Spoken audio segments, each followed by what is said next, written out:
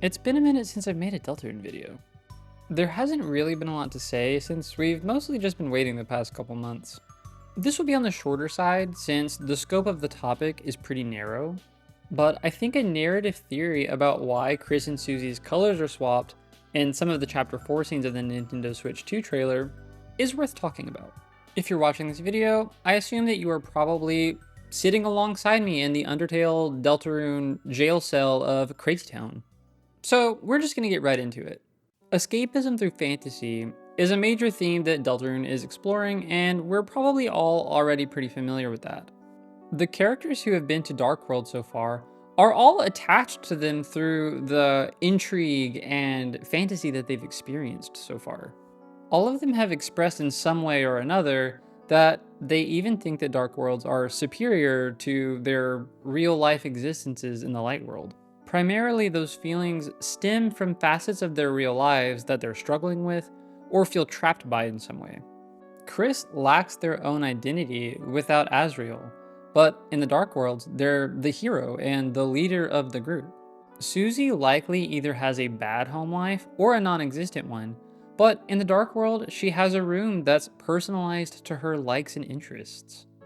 Kris's color palette in Hometown is the same as Kara's from Undertale, which in some ways further emphasizes Kris's lack of identity.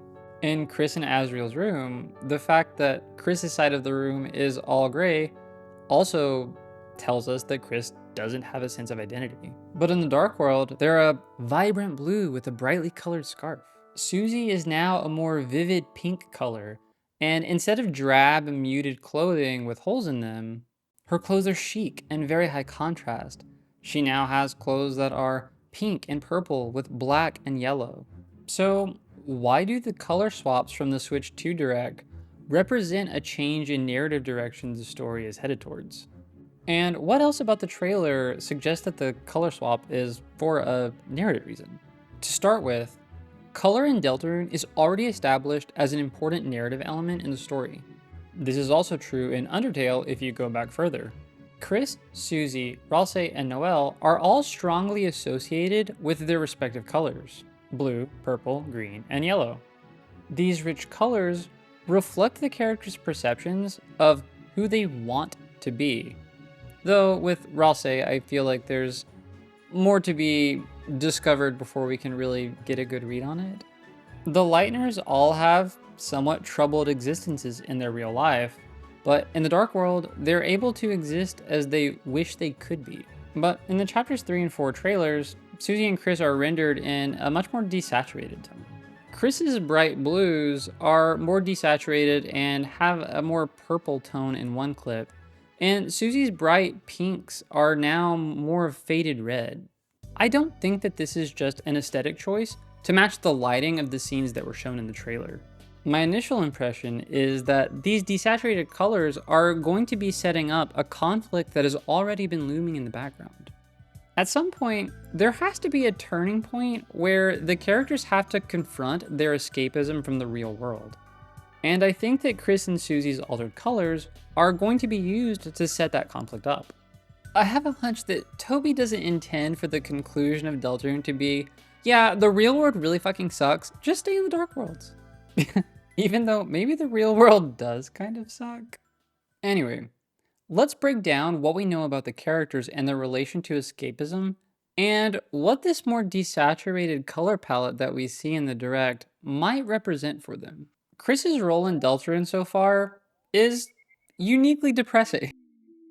They're a silent protagonist whose agency is undermined by the player's control, likely representing Kris's feelings of lack of agency in their own life. Whether this interruption of Kris's autonomy was originally intended by Kris or not is up for speculation, but there's no denying at the present point in the story that Kris is not totally on board with the amount of control that the player has exerted over their life. Kris appears to be detached and passive in the Light World, but in the Dark World, they're a leader, an active force in the progression of events, and they develop meaningful connections that are separate from Asriel. These are not characteristics that others in Hometown would normally ascribe to Kris. Kris is socially disconnected by being the only human in Hometown and mostly thought of as Asriel's weird younger sibling. But in the Dark World, Kris is literally the main character, something that they have never been their entire life. And it's fairly apparent that this is something that they view as a positive experience.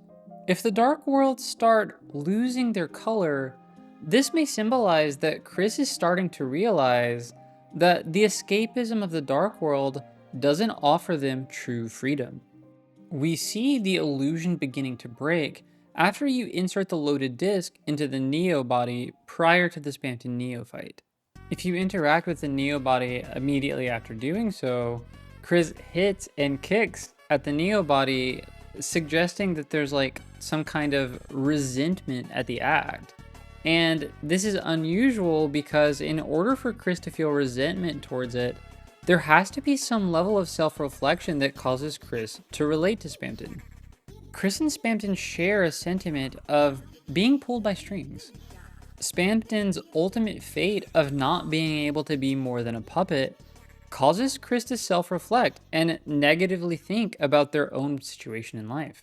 I imagine that by the time we reach chapter 4, this illusion of agency that Kris has in the Dark Worlds is likely to be reaching a breaking point, where fantasy can no longer numb their feelings about being controlled and voiceless in the trajectory of their life. Moving on to Susie. Susie starts out being emotionally distant and very aggressive. In the light world, she's feared and alienated from others in the town. But in the dark world, she's given a role that allows her to be strong and tough without being cruel, and she's able to become a gentle protector who's emotionally open to the people around her. The Dark Worlds allow Susie to reinvent the internal narrative that she has for herself. It doesn't take very long to realize that not only is Susie not a bully, she's actually a really kind and loving person, and she just likes to talk shit. She begins to open up to Kris and Noelle, forming bonds that would otherwise be too emotionally risky for her in the light world. If the fantasy of the Dark World no longer feels safe or believable, Susie may retreat again, afraid of being exposed as an emotionally vulnerable person. We are already being shown that Susie's misunderstanding of the Dark Worlds being the same as the real world is being set up to be a point of contention later on in the story. Susie's desaturated color palette could represent a collapse of the fantasy that allows her to believe that she could change and that other people could like and care for her, leaving her to question, was any of it real? Was I ever really different? Have Kris and Ralse been tricking me this entire time? I think that at some point this is incredibly likely to lead to a direct conflict with Kris, who is obviously more aware that the Dark Worlds are probably just a construct. It looks like the church is going to be the setting for chapter 4, and I think it's a perfect setting to confront the negative aspects of escapism. Toby loves religious imagery, and religion is a topic that people have wildly varying thoughts and reactions to. The cast eventually has to confront the fact that escapism can be very ugly and damaging if it consumes you. And the church is a great thematic setting for Kris and Susie, and maybe Noelle if she appears here, to confront that reality. A critique I've been seeing about the color swaps maybe not being relevant narratively is that they may just be due to the lighting effect of that area in the Dark World, but I'm not entirely convinced of that. In the first scene, I can kind of see that because whatever Kris and Susie are climbing on have sort of the same like reddish color tones that Susie has. So like, okay, I can see that. But what loses me is the fact that in the other scene that we see, Susie and Kris's colors are still desaturated, but the lighting of the scene around them is not like that at all. I forgot to address the fact that Susie and Kris's colors are back to normal at the presumably end of the chapter in the Dark Fountain Room. But this doesn't really affect the analysis at all because If the fact that their colors were desaturated is a plot element that is ultimately resolved at the end of the chapters, it would make sense that their colors would go back to normal at the end of the chapter. We're still pretty much at the midway point of the story, so whatever like issues the characters try to resolve with their escapism are probably not going to be completely resolved by the end of the chapter. I'm generally more partial to the idea that we're going to have a dark world that is darker than dark. And that maybe it's too pedantic of me to split hairs between what is desaturated colors versus darker colors. I think that this narrative explanation fits quite well with the idea of a dark world that's darker than dark, but to be honest, I don't really have a strong opinion about it one way or the other. I think that the darker than dark line from the Spamton sweepstakes is currently too attenuated from the main plot to really have any confidence in at the moment. But I do find myself being a reluctant ally to that camp of the fandom. At the moment, I have a hard time believing that these desaturated colors for Kris and Susie are not intentionally like narratively relevant. I mean, sure, maybe I'm just lost in the sauce trying to read the Toby Fox tea leaves. But I think it's going to mark a point in the story where fantasy is no longer a safe haven for the main characters. Rather than being a refuge from their largely directionless, meaningless lives in the light world, it's going to become a construct that's going to crumble around them. In the part of the trailer where Kris and Susie are climbing upwards, you even see where it looks like there's shattered glass falling around them. This is how escapism tends to work in real life too. It works and it's great until it doesn't and it isn't.